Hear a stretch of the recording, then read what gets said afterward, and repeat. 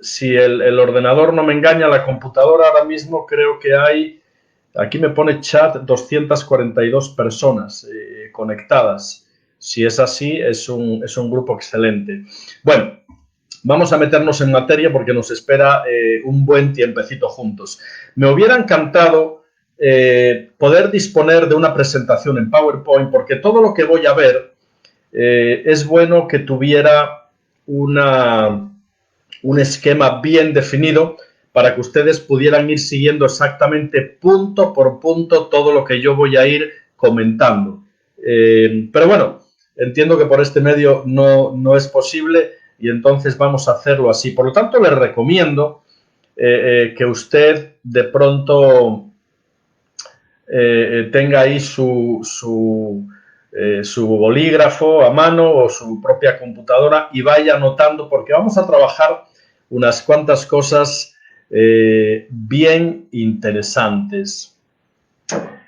Lo que queremos hacer, y antes de nada vamos a orar, a darle gracias al Señor por este tiempo, a pedir su bendición sobre el mismo, y después explicamos un poquitito la dinámica y, como decimos en España, nos metemos en harina.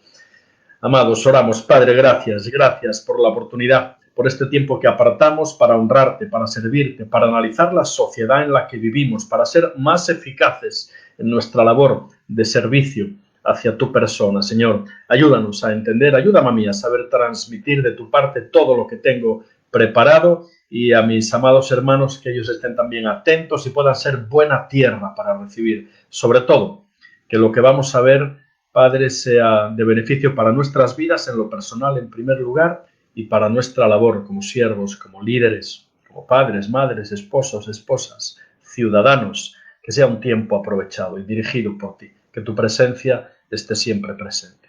En tu nombre santo oramos. Amén. Muy bien, amigos, pues el tema que nos ocupa hoy es un tema muy amplio, muy complicado, tan complicado como los tiempos que corren, ¿verdad? Y vamos a hablar de algo parecido, por ponerle un título, digamos, ¿no? Cosmovisión social de lo que tiene que ver pues con la sociedad actual, ¿no? Vamos a hacer un análisis que, partiendo de la teología, vamos a ir viendo distintos aspectos de sociología, de antropología, para llegar a nuestros días con una cosmovisión adecuada de los complicadísimos tiempos que corren. Evidentemente, ese análisis desde la teología, sociología, evidentemente va a ser un análisis muy por encima, muy a vista de pájaro, pero por lo menos nos vamos a hacer una idea de los complicados tiempos que corren. Bueno, yo sí voy a ir siguiendo aquí en mi tablet un poquitito el esquema para no desviarme de los puntos principales.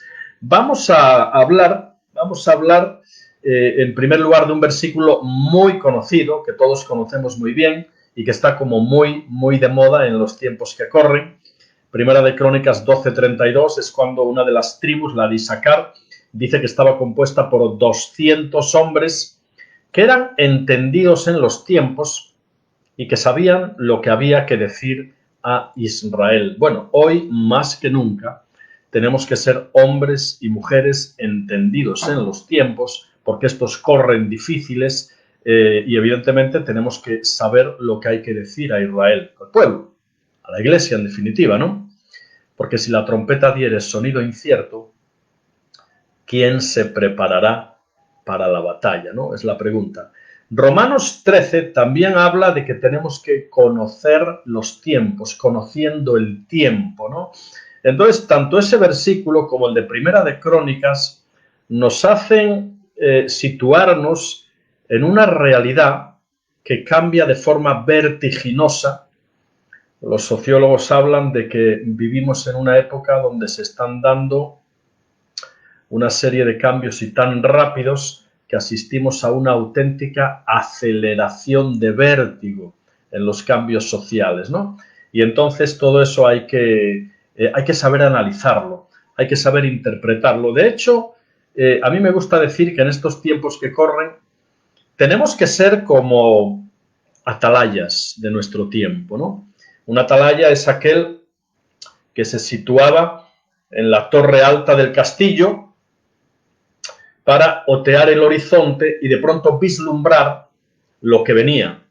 Es decir, es aquel que miraba hacia adelante, analizaba lo que venía para de esta forma avisar a los que estaban dentro de la fortaleza, ¿no? Y en este sentido tenemos que ser atalayas de nuestros tiempos y tenemos que tener una mirada horizontal para analizar y para prepararnos bien, ¿no? con estos tiempos. Sin embargo, la palabra ahí en 1 Corintios 4, 18 también nos dice: no mirando nosotros las cosas que se ven, que son temporales, sino las que no se ven, que son eternas. Entonces, parece que de pronto la palabra en Corintios nos dice, bueno, pero no se fijen tanto en lo horizontal, no se fijen tanto en lo circunstancial, en lo que ustedes ven, porque eso no es lo importante. Entonces, ¿con qué nos quedamos, no?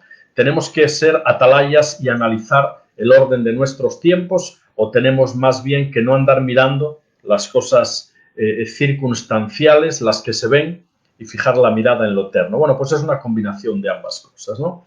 Tenemos que tener un análisis horizontal y una mirada vertical. Análisis horizontal, porque vivimos en esta sociedad y por lo tanto tendremos que conocer sus claves, solo podemos cambiar aquello que conocemos, pero evidentemente no tenemos que poner ni nuestra confianza, ni tenemos que dejarnos amedrentar por los complicadísimos tiempos que estamos viviendo, sino que nuestra confianza tiene que estar basada en el Señor y tiene que estar basada en su palabra, ¿no?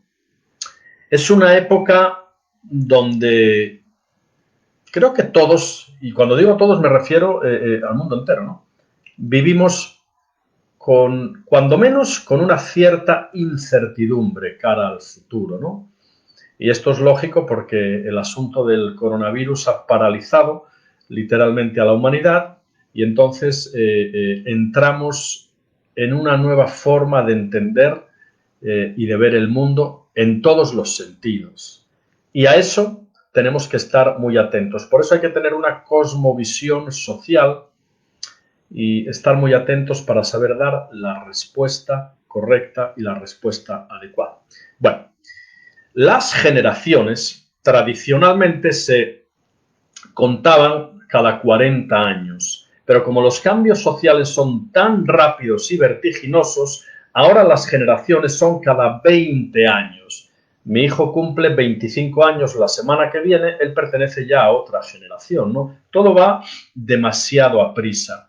Entonces, fíjense que estamos en el año 2020, por lo tanto se cierra la primera generación del nuevo milenio, y esto es interesante porque las generaciones concluyen cosas y abren expectativas para otras nuevas. Esto es lo que se llama un espacio liminal. Hay algunos antropólogos que hablan en sociología del espacio liminal, un espacio indefinido, transitorio, que cierra algo y abre algo nuevo. A nosotros nos gusta decir que el año 2020, con la puntilla que acaba de desbordar todo lo que ya venía aconteciendo del coronavirus, la puntilla, hablamos de una generación bisagra. Una generación bisagra porque cierra una etapa y abre una nueva generación. Es interesante notar cómo el nuevo milenio vino inaugurado por un ambiente de incertidumbre. Y hasta yo me atrevería a decir que por un espíritu de temor. Y voy a explicarles esto.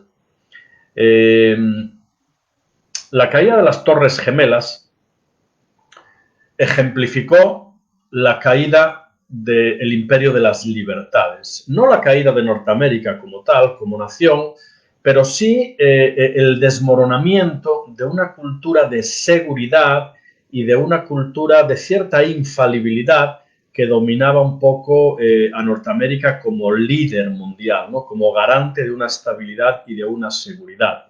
De pronto, la caída de las Torres Gemelas vino a simbolizar el ataque al corazón mismo de la democracia occidental. Y ahí comenzó un ambiente de incertidumbre. Ese ambiente continuó después con lo que se llamó el ISIS, el Estado Islámico, todo lo que tuvo que ver con el establecimiento del Estado Islámico, esa cultura del terror, donde literalmente uno podía mirar en YouTube vídeos donde a cristianos, mayormente occidentales, norteamericanos si fuera posible, se les ajusticiaba en vivo y en directo, se les degollaba, se les cortaba la garganta, ¿no? Eso fue impresionante. Ese mismo ambiente de incertidumbre y espíritu de temor siguió operando después con la instauración en toda la cultura occidental de la ideología de género. Es decir, la ideología de género vino para quedarse y vino como un virus a contaminar todos los estamentos de la política, de la sociología, de los gobiernos, de las naciones, mayormente de Occidente, y entonces vino a restringir nuestras libertades, vino a acrecentar ese ambiente, cuando menos de incertidumbre, sino de temor, y eso es tremendo. Hablaremos después un poquitito de todo esto porque es lo que más directamente nos está atacando.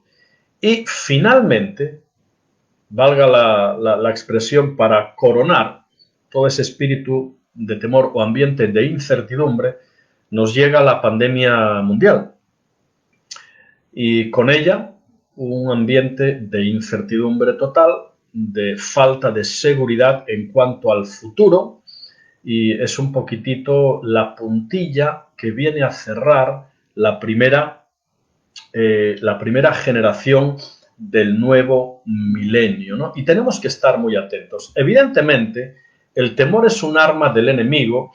Las circunstancias sociales no podemos dejarnos dominar por ellas en ningún caso, porque nuestras vidas no dependen ni de las políticas, ni de la economía, no depende de nada de eso, aunque la política, la economía, la forma de vivir y entender este mundo y la sociedad va a cambiar y ya está cambiando radicalmente. Nuestra mirada tiene que estar fijada en el Señor, tenemos que fijar la mirada en Él, ser muy conscientes y hacer, como decimos, un análisis profundo y sucinto de la sociedad en la que vivimos, pero sobre todo para tener esperanza.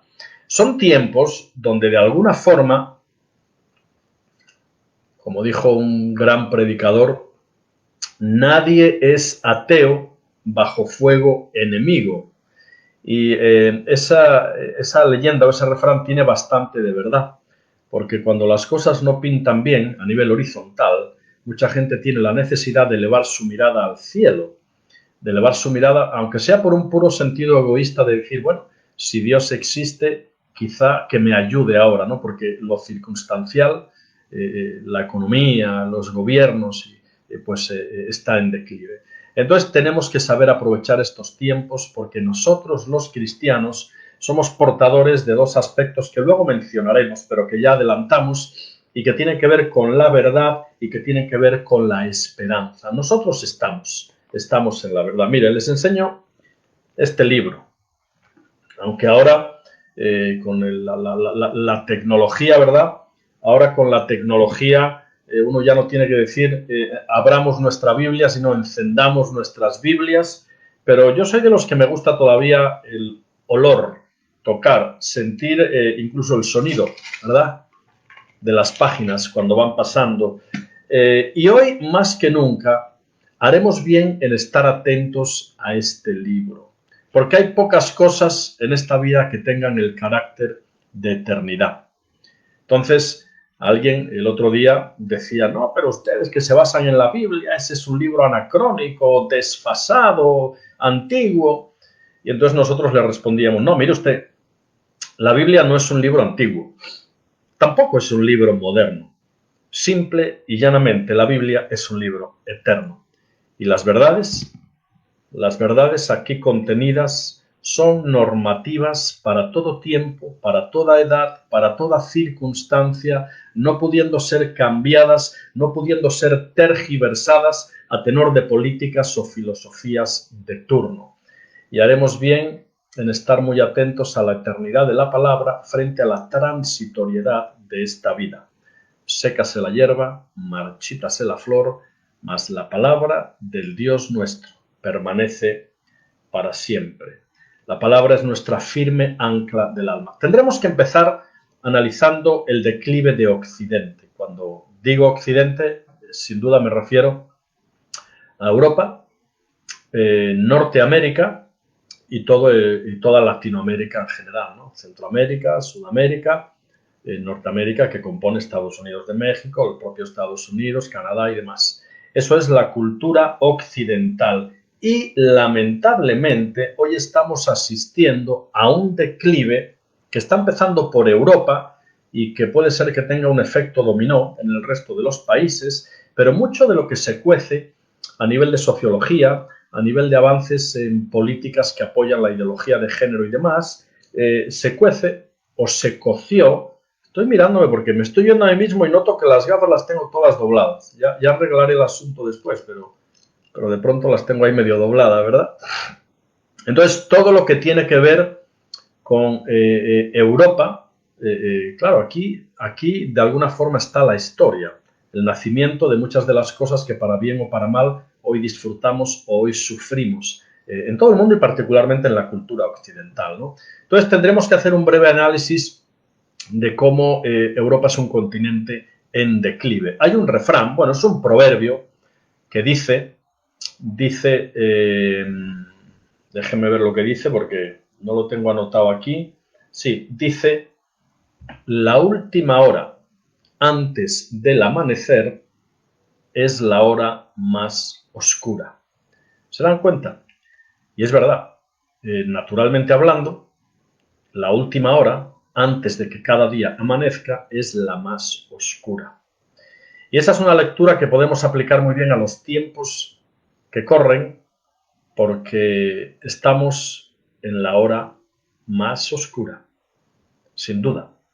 La buena noticia es que viene el amanecer, sin duda. Estamos literalmente hablando, escribiendo el último capítulo de los últimos tiempos. Y alguien me decía, pero bueno, los últimos tiempos, si los propios apóstoles ya decían hace 2000 años que también estaban en los últimos tiempos. Digo, claro, porque ellos inauguraron o abrieron la marcha atrás, la cuenta atrás de los últimos tiempos. Los últimos tiempos vienen caracterizados porque la Iglesia, como institución que Dios mismo funda a través de Jesucristo, tiene una misión de predicar el Evangelio a toda criatura. Entonces, en Mateo 28 está la gran comisión, donde queda establecido que en los últimos tiempos la venida del Señor ocurrirá cuando el Evangelio sea predicado literalmente a todo el mundo. Por lo tanto, cuando la Iglesia cristiana en el libro de los Hechos comienza su andadura, Hechos 1:8 es un versículo central, pero recibiréis poder cuando haya venido sobre vosotros el Espíritu Santo y me seréis testigos en Jerusalén, en Judea, en Samaria y hasta lo último de la tierra. Ahí comienza la cuenta atrás de los últimos tiempos. Por lo tanto, el libro de los Hechos, los primeros inicios de la Iglesia cristiana inauguran la cuenta atrás y ahora estamos escribiendo el último capítulo de los últimos tiempos. Del día y la hora nadie sabe, eso está en la sola potestad del Padre, pero que estamos en los últimos tiempos, no hay que tener una gran inteligencia, ni siquiera ser cristiano para darnos cuenta de que aún a nivel sociológico, pero sobre todo a nivel ecológico, el mundo está en fase terminal en muchos aspectos, ¿no? Europa es un continente lamentablemente fallido. Les doy un dato de demografía. Para mantener el crecimiento poblacional de cualquier civilización se necesita que las familias tengan una media de 2,1 hijos por matrimonio, por familia. Eso para garantizar por la mínima el reemplazo generacional siguiente. En España, por ponerles el ejemplo más directo, en España en España el índice de crecimiento poblacional es muy inferior al 2,1, anda por el 1 y bastante. Con lo cual, en España y la media de los países de Europa va en la misma línea, la cultura o los nuevos nacimientos no van a ser suficientes para garantizar reemplazo generacional. Por una razón también muy sencilla, sucede esto prácticamente en toda Europa, ¿no? Esto viene alentado por esa cosmovisión social de Occidente, donde la ideología de género impregna todos los estamentos sociales y políticos, donde la familia es vista, aquí me apareció una pantalla, la cierro, donde la familia es vista como algo anacrónico, es vista como algo que hay que erradicar, la maternidad es una cuestión desfasada que evita que la mujer se profesionalice y asuma competencias más plenas que las de el simple papel de reproductora, como dicen los amigos de todo el asunto de género. Entonces, todas estas políticas, el alentar otros modelos distintos al modelo natural de hombre, mujer y familia extendida, todas estas políticas, lamentablemente, provocan que las parejas tengan cada vez menos hijos. Con lo cual, esto es una cuestión de pura matemática. En pocas generaciones, Europa tendrá una población cada vez más envejecida, con menos nacimientos de europeos y, sin embargo, cada vez debido a la inmigración, mayormente de contextos orientales, cada vez va a haber más parejas que provenientes de contextos orientales o siendo ya primera generación en determinados países de Europa, proveniendo de contextos orientales y mayormente de cultura musulmana, ya están empezando a aumentar en lo que es su asunto de procreación, su índice demográfico, ¿no? Entonces, las culturas que vienen mayormente de tradición musulmana no se dejan influenciar por todo el asunto del género y siguen manteniendo la estructura familiar natural y la idea de familia nuclear extendida con bastantes hijos, ¿no? Con lo cual, Europa se derrumba a marchas forzadas, alentada lamentablemente también por una demografía que nos va a abocar a España, digo ahora puntualmente, a ser, si no se remedia y no se va a remediar, creo, el país más envejecido del mundo en cuestión de muy poquitos años, ¿no? Entonces, la influencia cultural del cristianismo se extingue a marchas forzadas. La influencia cultural del cristianismo se extingue. Y eso llevamos mucho tiempo viéndolo. Si tuviéramos PowerPoint, no lo tenemos, yo les enseñaría aquí estas gafas que me tienen medio preocupado. Les enseñaría aquí un esquema que habla de los países que en la escena mundial dominaron o tuvieron la hegemonía en lo económico. Miren qué interesante. Portugal fue de los primeros países del mundo en iniciar viajes de conquista de otras naciones. Portugal mantuvo la hegemonía económica mundial durante 80 años. Luego vino España, que aunque estuvo como 300 años dominando muchos otros países o colonizando otros muchos países, su hegemonía en lo económico fue de 110 años. Luego vino Holanda, que dominó la escena económica mundial por 80 años, luego Francia por 90, luego Inglaterra 105 y actualmente está Estados Unidos, que lleva como 100 años liderando la hegemonía económica mundial. Ninguna de las potencias hegemónicas mundiales que he mencionado duró más de 110 años, España la que más duró. Y eso nos da la medida del máximo tiempo que suele durar la hegemonía de un país dominando la escena económica mundial. Entonces Estados Unidos lleva ya 100 años. Quiere decir que a Estados Unidos le queda muy poquito tiempo. Evidentemente Estados Unidos va en declive y quien va en aumento y quien se supone que puede empezar a ocupar la hegemonía económica mundial, lo sabemos todos, es China. China viene pisando fuerte. Dicen que las dos palabras más pronunciadas son te quiero y Made in China. No sé si será verdad, pero usted compra cualquier cosa, da igual donde lo compre y casi todo es Made in China. Entonces, esto nos tiene que dar la medida de una situación que ejemplifica cómo la cultura occidental está en franco declive, cómo la cultura occidental va a dejar de ostentar la hegemonía en lo político, en lo económico, en lo social, y cómo Oriente, con China a la cabeza, y con Rusia a la retaguardia, dos naciones de tinte comunista, vienen pisando fuerte, ¿no? Entonces, tendremos que estar atentos a todos estos aspectos. La cultura occidental se derrumba a marchas forzadas, eso es más que evidente. ¿Quién va a recoger los escombros? Es una pregunta legítima. Y miren, los escombros de esta sociedad occidental que se derrumba los tendremos que recoger nosotros. Dos instituciones que son las únicas que pueden garantizar verdad y esperanza, porque hoy en día no hay esperanza. Hoy en día vivimos en la cultura de la posverdad.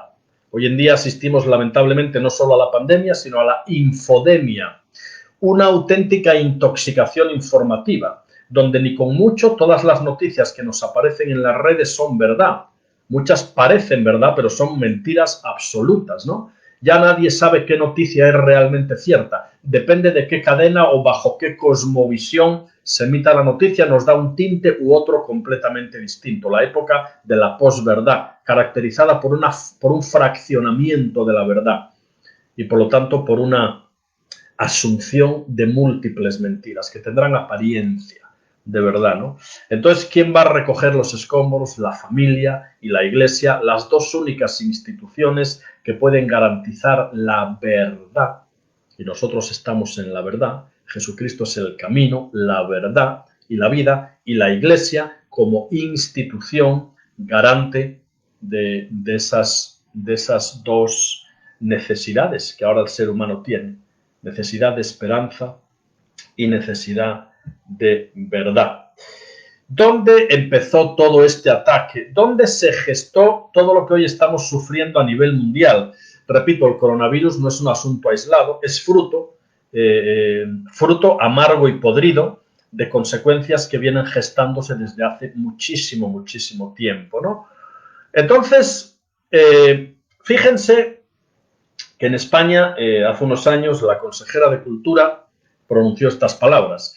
Nuestra juventud está mal educada, se burla de la autoridad, no tienen ningún respeto por los mayores. Nuestros hijos hoy no se levantan cuando un anciano entra en la habitación, responden a sus padres y están de charla en lugar de trabajar, son sencillamente vagos y maleducados.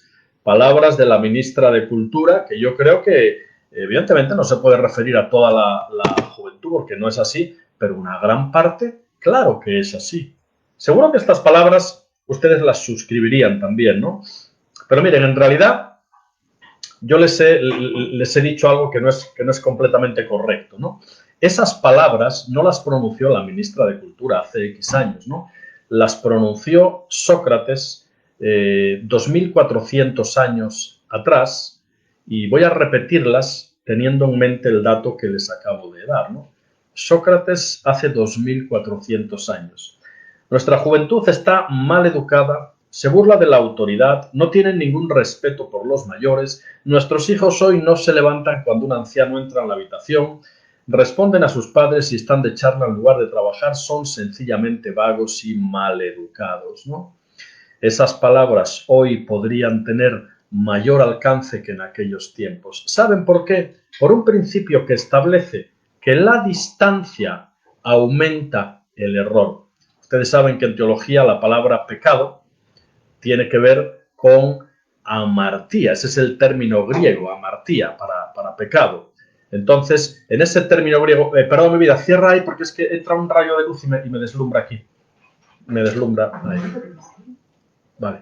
Entonces, querida, abre un poquitito como estaba. Vale, vale. Bien, entonces decimos que la distancia aumenta el error. Y esto lo decimos por una razón muy simple. Comentábamos que la palabra pecado en griego, amartía, hace alusión a cuando un arquero tensa el arco, dispara la flecha y no da en el blanco. Eso, etimológicamente hablando, es la idea de pecado, no dar en el blanco, ¿no? El arquero dispara y da 1 centímetro a la derecha. Imagínense que con la misma puntería el arquero se separa 10 metros más atrás. Y con la misma puntería dispara. ¿Saben lo que va a pasar?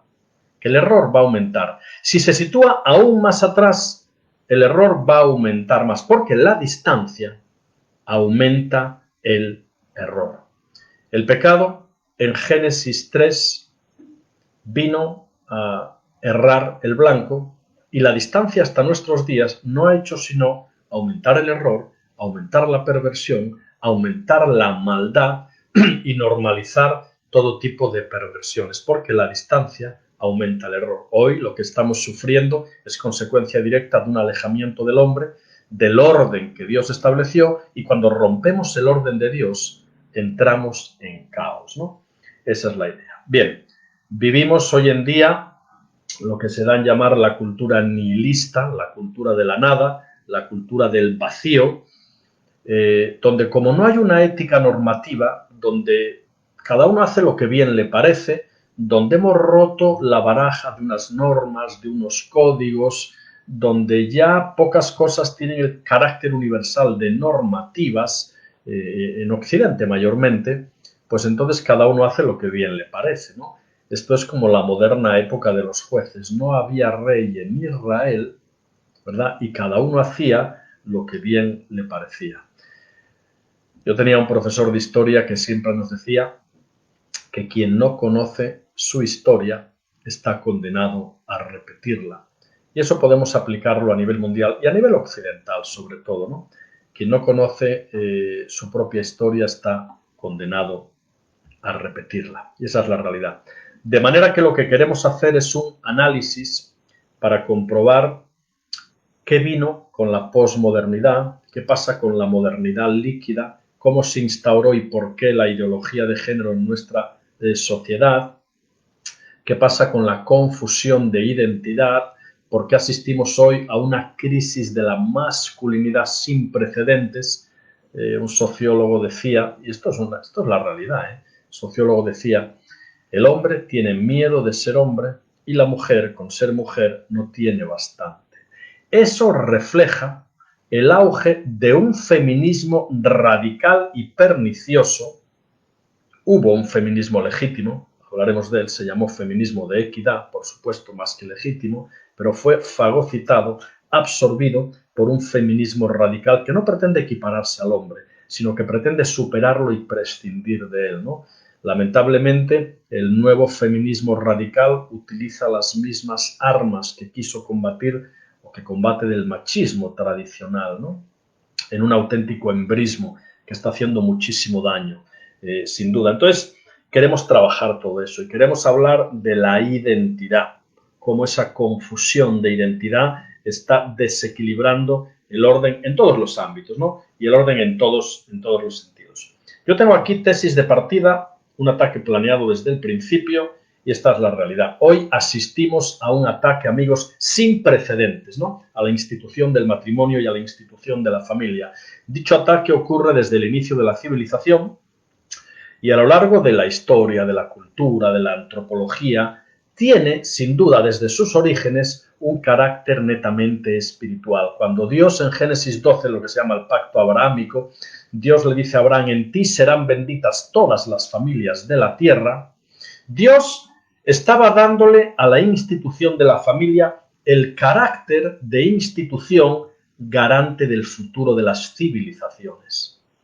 Es decir, en ti serán benditas todas las familias de la tierra, quiere decir que la familia iba a ser el vehículo que Dios iba a utilizar para bendecir a la humanidad y para hacer que la civilización se desarrollara. Evidentemente el enemigo se ha hecho eco de esas mismas palabras y Satanás, el enemigo de nuestras almas, sabe que para destruir la iglesia, que es su objetivo final, va a tener que empezar por la familia, porque la iglesia es familia de familias. Para destruir la familia va a tener que empezar por el matrimonio. Para destruir la familia por el matrimonio y para destruir el matrimonio va a tener que empezar, ¿saben por quién? Por el hombre, por la cabeza. Y no nos vamos a meter, que no estaría mal de paso, en explicar en justicia los términos que con cierto grado de sospecha todavía desde el cristianismo decimos, de cabeza, de autoridad, de sometimiento. Son términos absolutamente bíblicos y legítimos, pero muy mal usados incluso desde el cristianismo histórico y que lamentablemente han dado pie a todas las reivindicaciones del feminismo radical. porque a veces hemos asistido a lo largo de la historia a una auténtica interpretación machista de esos términos absolutamente bíblicos y legítimos. Solo decirles que el hombre es cabeza no por un principio de privilegio, porque no lo es por un principio de responsabilidad. Y esa chaqueta, ese saco, le queda demasiado grande, lamentablemente, a muchos hombres. Por eso el enemigo sabe que para destruir finalmente la iglesia tiene que empezar por el hombre, porque destruyendo el hombre desestabiliza el tronco matrimonial y eso lo sufren los hijos, finalmente eso lo sufre la familia y lo acaba sufriendo también la iglesia, ¿no? Entonces, en España tenemos no el juego del dominó, sino el concurso del dominó. Es ese juego donde usted pone 500 fichas de dominó de pie paradas, una detrás de la otra, haciendo cualquier tipo de dibujo, y de repente el juego consiste en que usted tiene que darle el toque exacto a la primera figura para que el resto caigan en el orden adecuado. No es fácil, ¿eh? Si usted le da muy a prisa, caen 10 o 12 en desorden. Si le da muy suavito, caen 4 o 5. Hay que darle el toque exacto. Y las 499 fichas caen en el orden adecuado. En el dominó divino, la primera ficha es el hombre, por un principio de responsabilidad que no de privilegio. Y el enemigo sabe muy bien que destruyendo la primera ficha desestabiliza el orden natural que Dios formó. Por eso el ataque del enemigo y todo lo que estamos viendo confluye en una gravísima crisis de la masculinidad y en un ataque frontal y directo a la figura del varón. Finalmente eso tiene mucho que ver con la disolución de la identidad. Solo les doy un dato. Dato que ya se está un poco descompensando porque una de las características de la sociedad, de la modernidad líquida en la que vivimos, es que ya nada es normativo, ¿no? Las estadísticas ya no son fiables porque todo cambia a una velocidad de vértigo. Pero todavía las estadísticas nos dicen que hay mayor población de hombres que entran en confusión de género y que entran en el mundo de la homosexualidad que de mujeres que entran en el mundo de la homosexualidad femenina o del lesbianismo.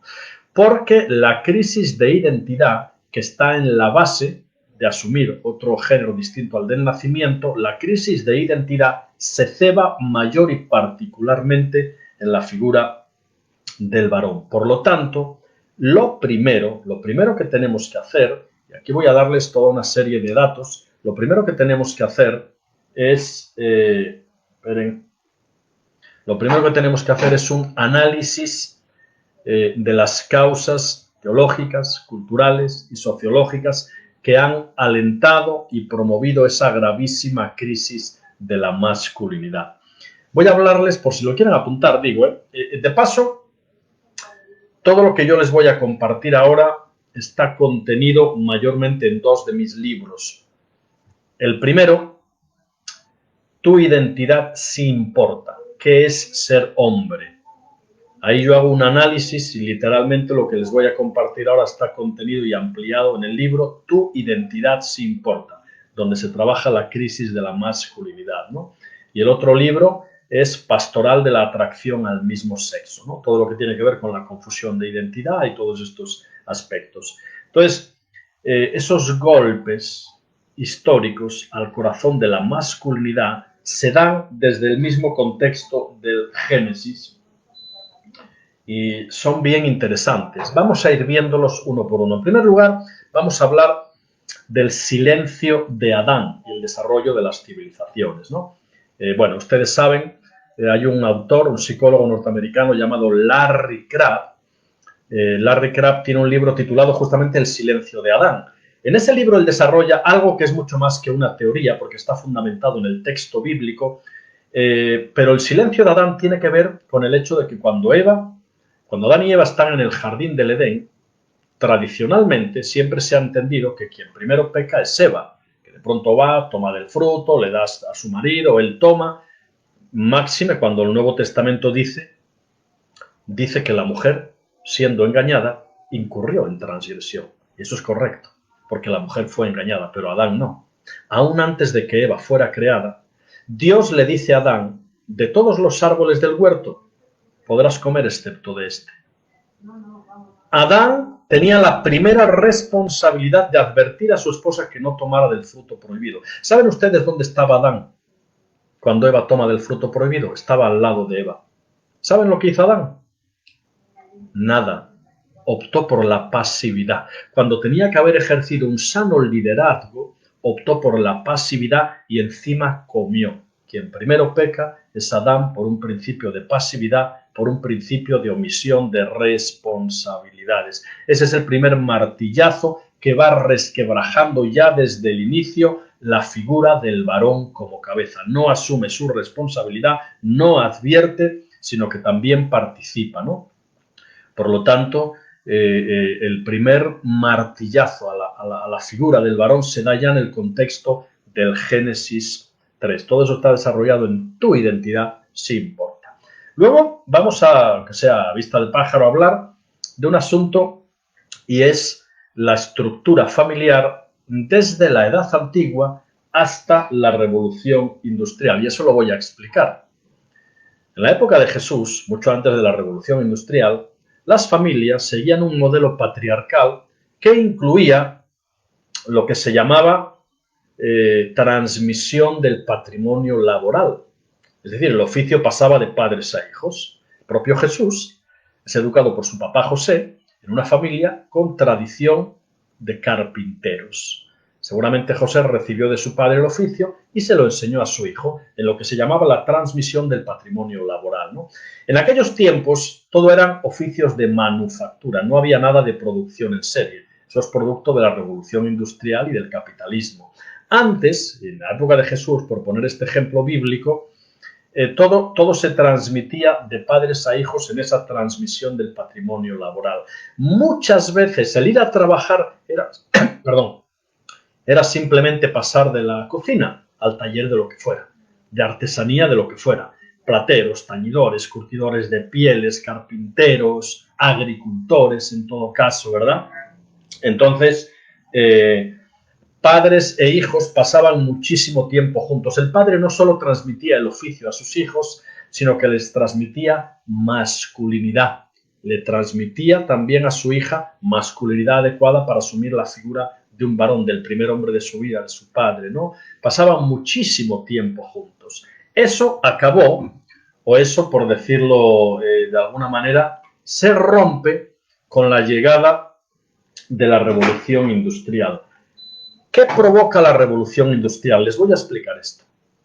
Cuando llega la revolución industrial con las máquinas en serie provoca que toda la producción, y ahí empieza el capitalismo feroz, toda la producción tenía que repartirse rápidamente por cualquier parte del mundo. Entonces, del campo hay un auténtico éxodo a las ciudades y en el extrarradio de las mismas empiezan las poblaciones de trabajadores que empiezan a engrosar las filas de producción en serie en las fábricas, en su 95% hombres. En cuestión de apenas 2 generaciones o menos, aquellos hombres que pasaban mucho tiempo en sus hogares, con sus esposas y con sus hijos, en esa transmisión del patrimonio laboral y heredado, pasan a estar ausentes de sus hogares 10, 12 y 14 horas, porque en el altar laboral de la revolución industrial tenían que darlo todo, engrosando las filas de producción en serie. En cuestión de una generación, literalmente millones y millones de niños crecieron sin la presencia activa de un padre, sin el modelaje adecuado de un padre. Y eso provocó otra fisura en la ya grave crisis de la masculinidad. Dando otro saltito en la historia, fíjense a lo que asistimos, ¿no? Las 2 grandes confrontaciones mundiales, Primera y Segunda Guerra Mundial, provocaron nada más y nada menos que la muerte de 70 millones de varones. 70 millones de varones fallecieron entre las 2 confrontaciones mundiales. La mayoría casados, la mayoría con hijos, muchos de ellos, dejando literalmente millones y millones y millones de viudas y más millones de huérfanos, de jóvenes que crecieron sin la presencia de un padre a su lado, ¿no? De manera que las confrontaciones mundiales decapitaron a muchas familias y las privaron de la presencia de un padre y de la presencia de un marido. Otro golpe a la ya maltrecha masculinidad que venía tocada desde el propio Génesis, ¿no?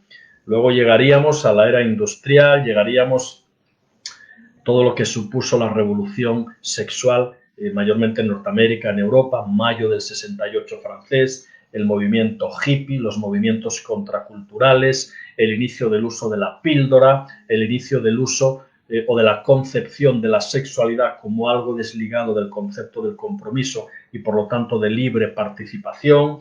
Empieza la revolución sexual, el amor libre, todos estos asuntos, ¿no? Y ahí empieza también el feminismo, que, como les dije, comenzó siendo algo legítimo en sus reivindicaciones de base. Se llamaba feminismo de equidad, porque lo que pretendía era equiparar hombres y mujeres en derechos, libertades, y bueno, esa es una conquista social que todavía no está garantizada, pero comenzó siendo un feminismo legítimo. Pero lamentablemente, por el avance de lo que después se llamó ideología de género, que ya venía gestándose desde muy atrás, pues por el avance de toda esta cuestión se pervirtió en un feminismo de corte radical, que lo que pretende, repito, es erradicar a la figura del varón, prescindir de ella, y fíjense, utilizando el vocabulario de los ideólogos de género, ellos ven a la familia como una estructura burguesa de carácter patriarcal que mantiene la hegemonía dominante del macho y subyuga a la mujer al simple papel de reproductora y todo ese discurso, ¿no? Entonces, todo esto provoca que el hombre no sepa cómo ubicar bien su papel entre tantísimo cambio, ¿no? Y tantísimo ataque a la propia persona del varón, ¿no? Y repito que ese feminismo radical, de equidad, en sus reivindicaciones de base, también luchaba con unos conceptos completamente equivocados que desde el cristianismo histórico, y aquí todos tenemos que entonar un mea culpa como comunidad cristiana, han sido muy mal interpretados, y en la familia esos conceptos se han pervertido con tintes machistas, el ser cabeza, el autoritarismo y todo eso, lamentablemente, ¿no? Luego llegamos a otro aspecto que sigue denostando la figura del varón, que sigue difuminando la identidad del varón, y es la ausencia de ritos de iniciación, sobre todo en la cultura occidental. Y hablamos de rito en sentido positivo, ¿eh? Ritos son cosas que se simbolizan con actos externos y que por lo tanto marcan un antes y un después, porque todo lo que simbolizamos mediante un acto externo, mediante una ceremonia, mediante determinado ritual, eso marca un antes y un después. Una ceremonia de boda es un rito de paso de la soltería al matrimonio y se ritualiza mediante la ceremonia de la boda, que marca un antes y marca un después. Pues bien, en nuestra cultura occidental, el varón ha carecido de sanos ritos de iniciación, no así la mujer. Fíjense qué interesante.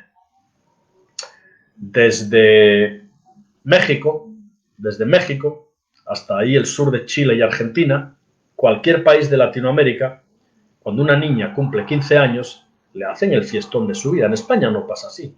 España cumple 15 es igual que si cumpliera 14 o 16, no hacemos nada. Pero en la cultura latinoamericana en general se hace la fiesta de la quinceañera. Eso es un rito de paso para afirmar feminidad. Desproveyendo a ese ritual de quinceañera de todo lo que tiene que ver con consumismo, con aprovechar para hacer fiesta, para beber y todo el asunto, quitando todos esos aspectos, eso nace siendo un ritual para afirmar feminidad. En Colombia asistí hace un par de años a un ritual de quinceañera.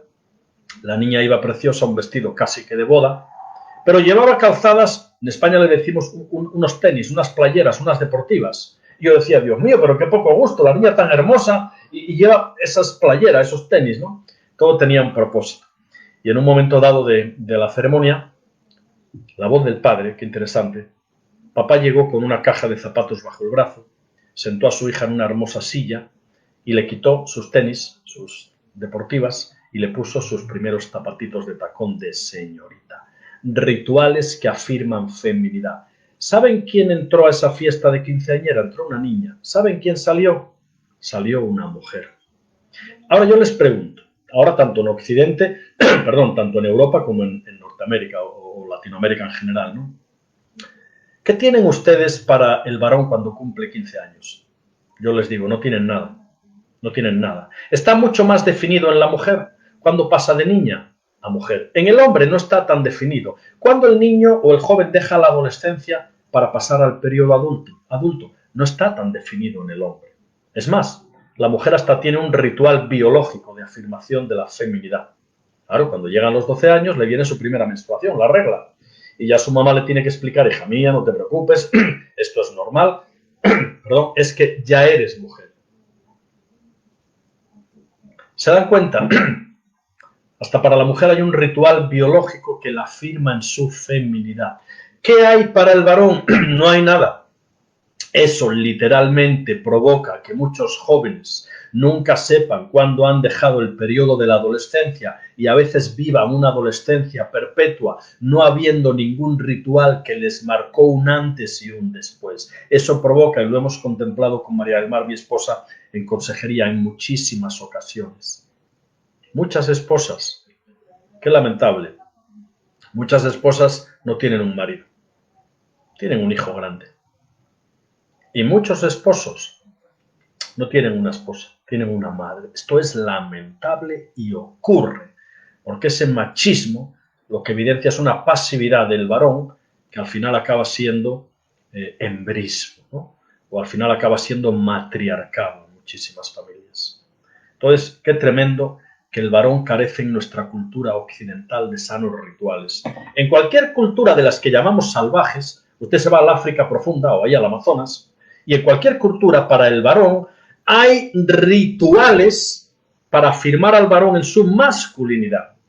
Entonces, en determinada tribu, cuando el muchacho cumple 12 o por ahí, le dan un arco, unas flechas y le dicen, ahí te vas a la jungla. No regreses hasta que no traigas un animal cazado por tu mano.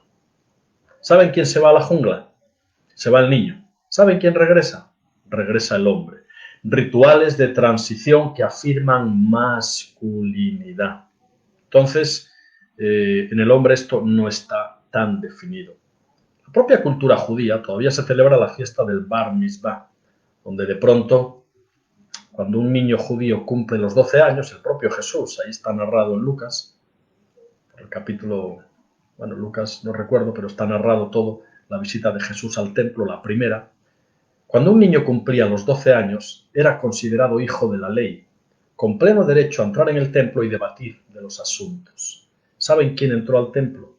Entró un niño. ¿Saben quién salió del templo? Del templo salió un hombre.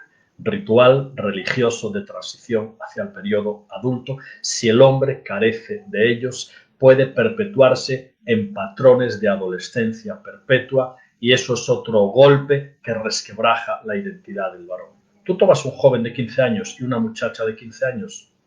¿Quién es más maduro? Pero en todos los sentidos, ella muchísimo más, porque madura antes en todos los sentidos, siendo alentada o desalentada esa madurez en el varón por todo lo que venimos diciendo, ¿no? Por todo lo que tiene que ver con el silencio de Adán, la pasividad. Todo hombre lucha con una pasividad que hunde sus raíces en Génesis 3. Todo hombre tiene que aprender a negar esa pasividad innata con la que todo hombre nace y que atenta directamente contra su papel de sano liderazgo y de sana cabeza dentro del matrimonio, ¿no? Entonces, la ausencia de ritos de iniciación es otro de los aspectos. Y luego, miren, voy a decirles algo bien interesante que mi amigo el profesor José Luis González desarrolla en un libro que se titula Machismo y Matriarcado. Voy a hablarles de otro aspecto que ha privado a muchos hombres de un sano concepto de masculinidad y que ha alentado en muchas generaciones de hombres patrones machistas. Y es lo que yo llamo la impronta de la conquista. ¿Qué queremos decir? Miren qué interesante. Cuando Cristóbal Colón se embarca y coloniza todo lo que es Latinoamérica, él tenía el encargo de la corona española de conquistar todos esos pueblos y se estableció la siguiente estrategia militar. Primero iban los hombres, tenían que pelear, tenían que guerrear, tenían que someter a las tribus locales y cuando se establecían unas mínimas condiciones de paz y de habitabilidad, entonces desde España podían ir las mujeres, los niños No estaba mal como estrategia, pero falló de plano. Esas mínimas condiciones de paz tardaron años y años y años en darse. ¿Qué hacían aquellos fornidos guerreros privados de sus esposas y de sus mujeres? Usar y abusar de las indígenas locales. Aún los caciques locales entregaban a muchas jovencitas vírgenes para que la raza se mezclara. Y literalmente un español de aquella época podía levantar 20, 30 o 40 hijos.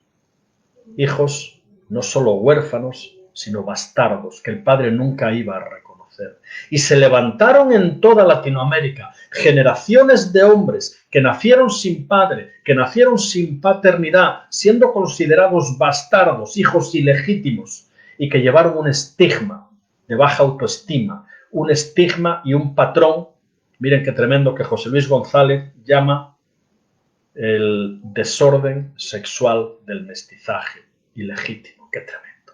El desorden sexual del mestizaje ilegítimo. Generaciones de hombres bastardos que nacieron con esa impronta de conquistar a otras mujeres, con ese patrón de infidelidad que recibieron directamente de todo ese asunto del uso y el abuso de las mujeres. Eso es tremendo, ¿no? Y eso provocó que todo ese machismo se instaurara casi genéticamente en muchísimas generaciones y que lamentablemente ha llegado a nuestros días y que lamentablemente ha dado pie y ha dado alas al feminismo radical, ¿no? Por lo tanto, leo, la estrategia principal del enemigo es destruir al hombre como cabeza, como primera ficha en el dominó divino, en un ataque que inicia en Génesis y a través de movimientos culturales, procesos históricos, llega a nuestros días como uno de los factores principales que inician las causas que provocan el vacío de género, la confusión de identidad, la desubicación del varón en su papel de cabeza y todo eso, como en las fichas de dominó, provoca que el desorden esté garantizado ya a todos los niveles, ¿no? Vamos a ver. Vamos a ver, aunque sea brevemente, los orígenes de la ideología de género, que es un movimiento que viene gestándose desde muy atrás y que tenemos que conocer para evitar y para saber cómo combatir toda esta filosofía tan complicada, ¿no? La ideología de género hunde sus raíces en conceptos platónicos. Fíjense qué interesante, si nos remontamos atrás en la historia. Platón hablaba del dualismo, hablaba de la carne y del espíritu como conceptos separados, ¿no?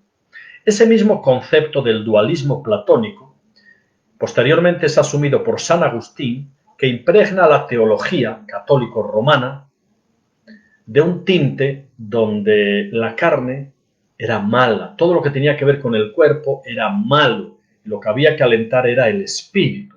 Eso dio pie, en los primeros siglos del cristianismo también, a la secta de los gnósticos, el gnosticismo. Bueno, los gnósticos literalmente postulaban que lo importante es el conocimiento, lo importante es la mente, el cuerpo es un envoltorio circunstancial. Miren, dicho en pocas palabras, eso es lo que postula hoy en día la ideología de género. Lo que importa es lo que tú creas y lo que tú pienses, tu propio conocimiento. El cuerpo es un envoltorio circunstancial. En origen, esto es así. Ahora bien, vamos a explicarlo un poquitito más en su desarrollo. Todo eso, esos conceptos platónicos, esos conceptos gnósticos, llegan a los días de dos de los grandes padres del comunismo clásico, Carlos Marx y Federico Engels. Marx, que era una voz muy autorizada en su tiempo, él lanzó al escenario público una frase que decía: la religión es el opio del pueblo. Por lo tanto, de un plumazo deslegitima a la religión y al cristianismo como valedero para explicar todo lo explicable como había sido hasta entonces, ¿no? Contemporáneo con Marx está Nietzsche, el gran filósofo Friedrich Nietzsche, hijo y nieto de pastores, pero un anticristiano feroz que escribió libros completamente negativos y que lanza, porque era una voz muy reconocida en su época también, lanza al escenario mundial otra gran frase. La frase de Friedrich Nietzsche fue: Dios ha muerto.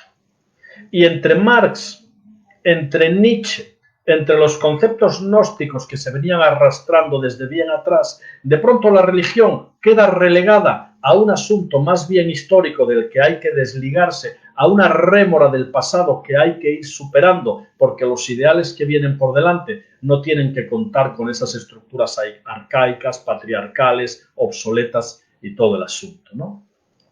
De manera que el comunismo clásico tenía dos frentes de acción, la lucha de clases y la lucha contra el capitalismo. Esos eran dos de sus grandes postulados. Cuando se cae el muro de Berlín, en Europa, cuando el sistema comunista soviético se derrumba, cuando muchos países de Europa del Este también dejan de ser comunistas, todos nos pensamos que el comunismo había muerto. No murió. No murió. El comunismo mutó y se transformó. Cambiaron la lucha de clases por la lucha de sexos, abanderando la causa de minorías oprimidas históricamente. Y cambiaron la lucha contra el capitalismo por la lucha contra la familia, como una estructura obsoleta y patriarcal que mantiene patrones dominantes. Y al cambiar la lucha de clases por la lucha de sexos, abanderando todo lo que tiene que ver con cultura de ideología de género, y cuando cambiaron la lucha contra el capitalismo por la lucha contra la familia, empezaron a atentar directamente contra la cultura judeocristiana, ¿no? Y eso es tremendo, ¿no? Luego luego en los años 1920 y posteriores se genera en Alemania lo que se llamó la famosa Escuela de Frankfurt, donde muchos libres pensadores acuñan el concepto de marxismo cultural. Y el marxismo cultural pretendía ser una revolución que, partiendo desde las universidades, desde las escuelas, desde los estamentos, desde la política, fuera cambiando la sociedad. El marxismo cultural dio a luz a la ideología de género, y lo que hoy sufrimos a nivel de todo el mundo occidental mayormente es consecuencia directa de todo esto que yo en poquitos pasos, ¿verdad?, les he ido explicando, ¿no? Entonces, esos son los orígenes. Pero la ideología de género nace, yo ahí hablé con mi amigo Adrián Castelli y vamos a estar hasta las 9:30, porque aún me queda un ratito y, bueno, los que tengan que ausentarse lo hagan, pero aún me queda un ratito por compartirles lo que tengo. Tenemos que hablar de la posmodernidad, pero para decirles que la posmodernidad ha muerto. La posmodernidad nace en los años 80, fruto de todo un avance, yo no sé si avance, más bien diría retroceso social. La posmodernidad trajo cosas positivas, no lo vamos a negar, pero trajo otras muy negativas, ¿no? En lo que atañe a la estructura familiar, la posmodernidad acabó de desligar el sexo de cualquier pacto de compromiso y acabó normalizando otros géneros distintos al masculino y al femenino. Bajo la posmodernidad se normalizaron, se legalizaron la homosexualidad, la transexualidad, la bisexualidad. No dejaban de ser otros géneros distintos a los naturales, pero que eran fijos.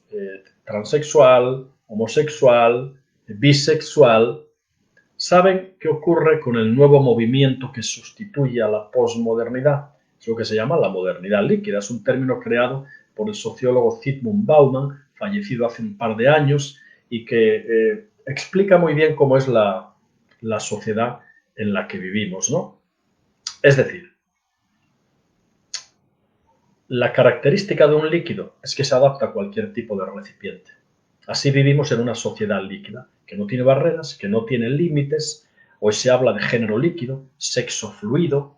Por lo tanto, la perversión de la modernidad líquida es el último movimiento social, el que ha sustituido a la posmodernidad. La perversión de la modernidad líquida es que trata de llegar a una situación sin sexos prefijados de antemano, sin géneros prefijados de antemano, donde todo fluye a tenor de lo que te apetezca en cada momento. Hoy puedo ser homosexual, mañana puedo ser transexual, pasado zoófilo, pasado pedófilo. ¿Ustedes me comprenden? Trata de reducir la cuestión de la identidad y del género a un asunto meramente emocional, sujeto al capricho momentáneo de lo que yo en cada momento quiera ser, ¿no? Eso es una auténtica aberración que atenta contra el más mínimo sentido común y, por supuesto, contra la biología.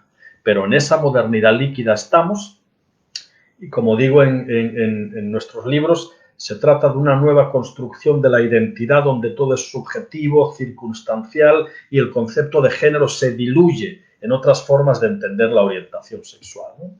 Entonces, claro, al no existir anclas morales, al no existir límites éticos, todo fluye a tenor de las mareas filosóficas de turno. Todo vale. Cada uno hace lo que bien le parece. Moderna época de los jueces. Voy a resumirles en 10 lo que serían los 10 mandamientos de la ideología de género, ¿no? Muy rapidito. Esos están en mi libro de Pastoral de la Atracción al Mismo Sexo. Está todo lo que les voy a compartir ahora. 10 puntos de la ideología de género. Feminismo, evidentemente una cultura exacerbada del feminismo. El igualitarismo, un concepto que vende mucho hoy en día, un concepto muy políticamente correcto, que pretende que hombres y mujeres somos iguales en todos los sentidos y que evidentemente choca directa y frontalmente contra el concepto de diferenciación y de complementariedad, que son términos teológicos, y que hablan de que no somos iguales, sino completamente diferentes y por diferentes complementarios, hombres y mujeres, ¿no? Pero no, el feminismo habla de un igualitarismo, somos iguales en todo. Hay otro punto, un anticristianismo, un intento de destruir la cultura judeo-cristiana. Yo diría que hay hasta un odio y una oposición beligerante al cristianismo histórico, ¿no? Evidentemente, otro punto es cultura de la homosexualidad. Hay una promoción hasta límites exagerados de la cultura, de todo lo que tiene que ver con la homosexualidad, ¿no? Y un término, otro punto muy inquietante, es la colonización ideológica. Claro, la ideología de género, fíjense, el versículo Proverbios, instruye al niño en sus caminos y aun cuando fuere viejo no se apartará de ellos. Ese término se los han aplicado los ideólogos de género y están instruyendo a nuestros hijos en sus caminos para que cuando sean mayores sigan esos postulados. Eso es tremendo, ¿no? Entonces el punto es colonización ideológica. Goebbels, que fue ministro de propaganda de Hitler, decía que una mentira repetida 1000 veces se convierte en una verdad. Eso es lo que están haciendo los ideólogos de género, poniendo como verdades grandísimas mentiras y yendo a una auténtica colonización de nuestros hijos para inculcarles conceptos completamente erróneos, ¿no? Otro punto, un relativismo moral total, negación de valores universales, negación de una ética normativa, todo es admitible, el hedonismo, cultura del placer, cultura del bienestar, ¿verdad? Dictadura ideológica, destrucción de la identidad de Dios en el ser humano y todos estos aspectos, ¿no? Esos serían varios de los puntos. Lo repito al menos rapidito: feminismo, igualitarismo, anticristianismo, homosexualismo, colonización ideológica, relativismo moral, hedonismo, liberalismo ético y finalmente esto nos lleva a una auténtica destrucción del ser humano en aras de un individuo mutante que puede reinventarse de mil y un maneras. Vamos, una locura. Lo que ya se da en llamar también el transhumanismo, ¿no? Y todo lo que tiene que ver con la transespecie. Ahora hay hombres que se creen gatos, hombres que se creen cualquier tipo de animal. Si tú vas a YouTube pones la mujer gato o el hombre lagarto y eso es tremendo, el transhumanismo y la transespecie, ¿no? Auténticas locuras.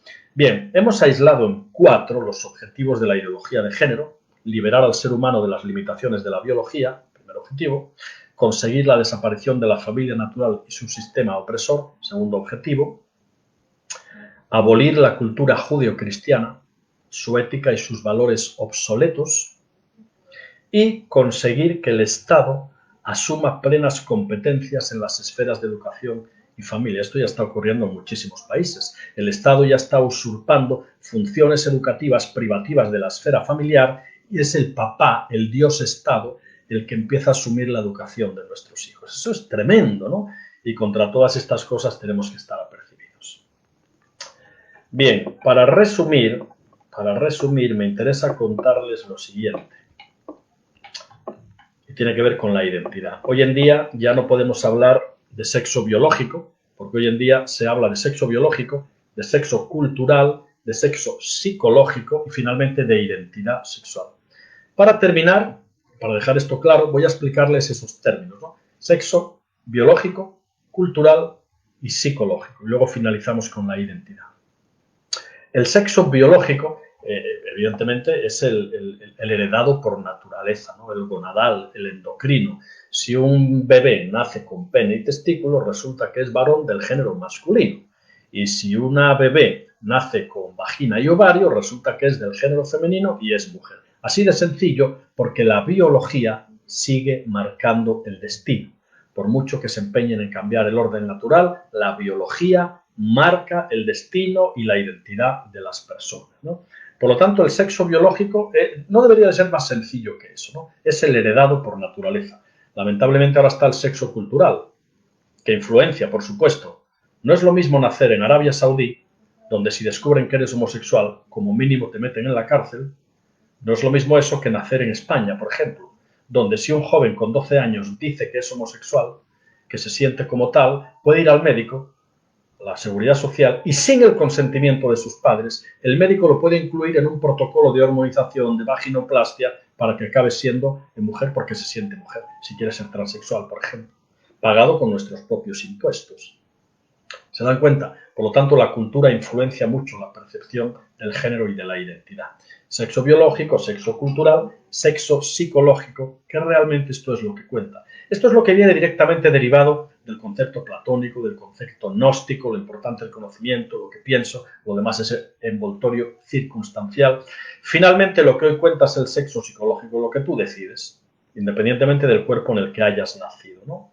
Y eso es lo lamentable. Ahora, les hablo de la identidad para terminar, porque esto es bien importante. ¿Saben cuál es la primera pregunta de la Biblia? Ya se sucede en Génesis, justo después del pecado. El pecado provoca una crisis de identidad, tanto en el hombre como en la mujer. Fíjense que Adán y Eva eran habitantes en el jardín del Edén, y cuando pecan pasan a ser errantes en la tierra de Nod, que literalmente quiere decir la tierra del extranjero, ¿no? Entonces ahí ya hay una pérdida de identidad. La primera pregunta de la Biblia se produce en Génesis 3 y es Dios quien se la formula al hombre. ¿Dónde estás tú? Revela ya el inicio de una independencia, el inicio de una autonomía, el inicio de unas perversiones, el inicio de las consecuencias del pecado, que comienzan con una confusión en cuanto a quién soy realmente, dónde estás tú. Fíjense que cuando Jesús comienza su ministerio, les pregunta a sus discípulos, bueno, ¿quién dicen los hombres que soy yo? Bueno, unos Elías, otros determinado profeta. ¿Y vosotros quién decís que soy yo? Y el impulsivo Pedro responde, tú eres el Cristo, el Hijo del Dios viviente. Eso es una declaración de conciencia, de identidad. Y sobre esa declaración literalmente es fundada la Iglesia cristiana. Esa declaración es una roca por la solidez de lo que ahí se estaba afirmando, la identidad. Y sobre esa conciencia de identidad es fundada la Iglesia cristiana. Cuando Cristo, antes de comenzar su ministerio, es enviado por el Espíritu al desierto para ser tentado por el diablo, ¿saben en qué áreas tienta el diablo a Jesús? En su identidad. Si eres hijo de Dios, que las piedras se conviertan en pan. Si eres hijo de Dios, lánzate del pináculo del templo, que los ángeles te sostendrán. ¿Se dan cuenta? Y finalmente, cuando Jesús muere crucificado en la cruz del Calvario, de entre la multitud, se levantan algunas voces que dicen, si eres hijo de Dios, desciende de la cruz y sálvate a ti mismo. ¿Se dan cuenta? Desde el mismo momento del inicio del ministerio de Jesús hasta sus últimos momentos, Jesús es atacado en su conciencia de identidad, porque sin identidad, usted y yo no somos nada. Sin identidad no podemos ser declarados hijos de Dios. Por eso Juan lo establece bien claro en su capítulo 1. En el principio era el verbo era con Dios, ¿verdad? Y dice, aquella luz verdadera que alumbra a todo hombre venía a este mundo. El mundo por él fue hecho, pero los suyos no le recibieron, mas a todos los que le recibieron les dio la potestad de ser hechos hijos de Dios. Cuando hay conciencia de identidad, hay conciencia de filiación y hay posibilidad de salvación. Cuando la identidad se diluye y se confunde, nadie puede ser hijo, nadie puede salvarse. Por lo tanto, esta confusión y disolución de la identidad, evidentemente, entre otros, cumple un propósito de desestabilizar la familia, el matrimonio, la identidad, nuestra filiación como hijos de Dios y acabar literalmente destruyendo la iglesia, ¿no? Por lo tanto, amigos, y ya sí que vamos terminando, vivimos en esa época de la posverdad y lo que yo quiero que nos quede como dato final en este análisis rápido que hemos hecho a lo largo y a través de la historia es que nos demos cuenta de que está llegando el tiempo de dos instituciones clave, recuerden, las únicas que pueden garantizar la verdad y la esperanza, dos cosas que el mundo necesita desesperadamente, verdad y esperanza. Y la familia va a tener que asumir su estructura tal como Dios la creó. El hombre va a tener que asumir su papel de liderar sirviendo, porque cabeza, recuerden que Cristo demuestra que es cabeza de la iglesia, lavándoles los pies a sus discípulos y por lo tanto en un contexto de absoluto servicio. Entonces, familia e iglesia son dos instituciones que van a tener que recoger los escombros de una sociedad que no tiene futuro, que hace agua por todas partes. Y para eso tendremos que acabar colocando bien las figuras. La familia tiene que estar bien ensamblada. El hombre tiene que serlo en sus papeles de liderazgo, sano, en servicio, cubriendo a su esposa, siendo modelo para sus hijos. Eso genera familias estables, eso modela en los hijos que en sus futuras relaciones van a vivir o van a asumir el mismo rol que vivieron de sus papás y eso genera sociedades e iglesias estables. Eso es importantísimo, ¿no? Entonces, familia e iglesia, dos instituciones garantes en estos tiempos tan complicados. Frente a ese ambiente de incertidumbre, frente a ese espíritu de temor, hay un versículo que Dios nos dio ya hace un par de años y que nos tiene que alentar a todos en estos tiempos tan complicados, ¿no? Es Lucas 1:74, se trata del papá de Juan el Bautista, Zacarías, que se queda mudo por 2 años y después literalmente dice que nos había de conceder que librados de nuestros enemigos, sin temor les serviríamos en santidad y en justicia delante de Él todos nuestros días. Y ese versículo tenemos que apropiárnoslo. Son tiempos donde la verdad que hemos predicado y leído tenemos que empezar a vivirla, a declararla. No hay que tener miedo. Esto forma parte de los últimos tiempos. Tenemos que estar preparados y, como decimos en España, hay que ponerse las pilas, tanto en la familia como en la iglesia, sin temor, porque sin temor tenemos que servirles, amados, todos los días de nuestra vida. Finalizo con una ilustración, porque en estos tiempos donde la moralidad no existe, en estos tiempos donde la perversión ha adquirido carta de legalidad en muchísimos ámbitos, usted y yo tenemos que ser íntegros y limpios. Dice ahí Colosenses creo que es, dice, o Filipenses 2:15, para que seáis irreprensibles y sencillos, hijos de Dios sin mancha, medio de una generación maligna y perversa. Y tenemos que aprender a vivir en limpieza y en integridad. Les dejo con la ilustración del armiño. El armiño es un animal que está extendido por toda Europa y en los países del norte de Europa, aquellos de tradición protestante, los jueces, los magistrados, llevan sobre su toga una piel de armiño blanca, hermosa. ¿Por qué?